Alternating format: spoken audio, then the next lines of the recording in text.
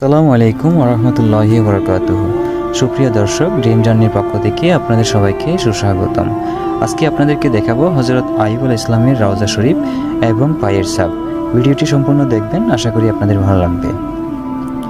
Oman Salalah শহরে অবস্থিত হযরত আইয়ুব আলাইহিস সালামের রওজা শরীফ এবং তার পায়ের ছাপ সম্বলিত স্থানটি একটি অত্যন্ত গুরুত্বপূর্ণ ও জিয়ারতের স্থান।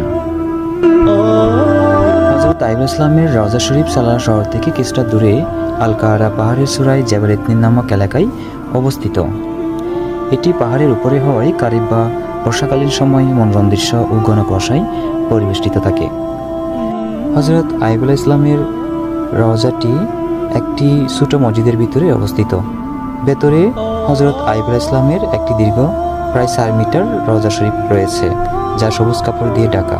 এটি ওমানের অন্যতম প্রধান পর্যটন ও তীর্থস্থান। রওজা শরীফের ঠিক বাহিরে একটি পাথরে হযরত আইয়ুব আলাইহিস সালামের পায়ের ছাপ সংরক্ষিত আছে।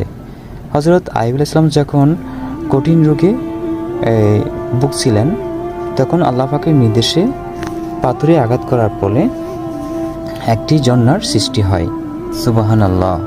সেই ঝর্ণা বা কূপের পানি একবার পান করে এবং একবার গোসল করার পর হযরত আইয়ুব আলাইহিস সালাম সম্পূর্ণরূপে সুস্থ হয়ে ওঠেন। আলহামদুলিল্লাহ। মাজারের খুব কাছেই প্রায় 500 মিটার দূরে একটি ছোট পুকুর বা ঝর্ণা রয়েছে।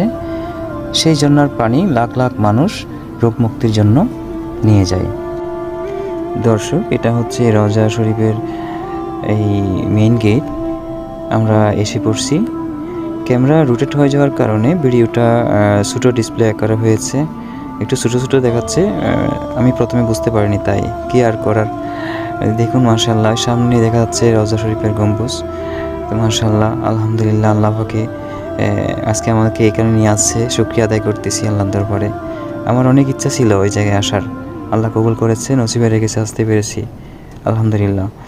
আপনারাও আসবেন, যারা আশা করছেন আপনাদের আশা আল্লাহ পূরণ করুক, আমিন। দেখুন আশেপাশের পরিবেশটা মাশাআল্লাহ অনেক সুন্দর। পাহাড়ের উপরে তো অনেক উঁচু, অনেক উঁচু। এখান থেকে দৃশ্যটা অনেক সুন্দর দেখা যায়। আমার ক্যামেরা রোটেট হয়ে যাওয়ার কারণে ভালো করে রেকর্ডটা করতে পারিনি, দেখা যাচ্ছে না, বোঝা যাচ্ছে না আর কি।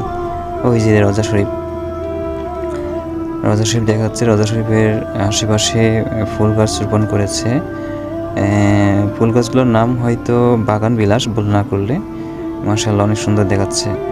দেখুন আশেপাশের পরিবেশটা, ওই দূরে পাহাড়, বোঝা যাচ্ছে না, কিন্তু অনেক সুন্দর লাগে সরাসরি আসলে। আপনারা আসলে বুঝতে পারবেন, মনে অন্যরকম শান্তি ফিল